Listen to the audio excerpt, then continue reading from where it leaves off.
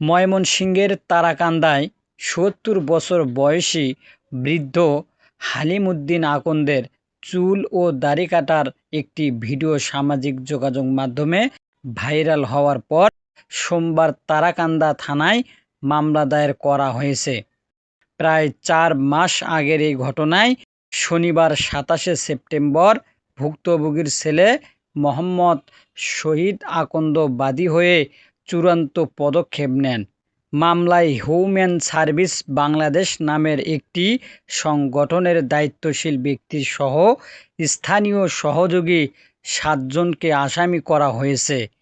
সংগঠনটি ঢাকা থেকে ময়মনসিংহে এসে এ কর্মকাণ্ড সম্পন্ন করেছিল। ভুক্তভোগী হালিম উদ্দিন আকন্দ বলেন, ওই দিন আমি বাজারে গেলে তারা আমাকে জোর করে ধরে আমার চুল ও দাড়ি কেটে দিয়েছে।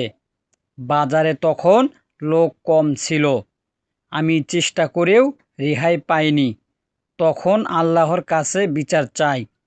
পরিবারের কথায় এখন আমি থানায় অভিযোগ করেছি।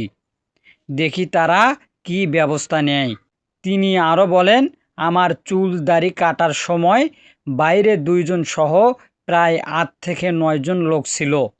তাদের মধ্যে এলাকার নয়ন ও মজনু ছিল। তারা এখনও এলাকায় আছে এবং আমাকে ভয় দেখাচ্ছে। আমার মান ইজ্জত নষ্ট হচ্ছে। আমি চাই যেন ন্যায় বিচার হয়। স্থানীয়রা এই ঘটনায় উদ্বিগ্ন এবং পুলিশ ঘটনার তদন্ত শুরু করেছে। আমরা প্রত্যেকে চাই ন্যায় বিচার হোক। হালিম উদ্দিন আকন্দের মতো কারো সম্মান ইজ্জত হরণ হওয়া উচিত নয়।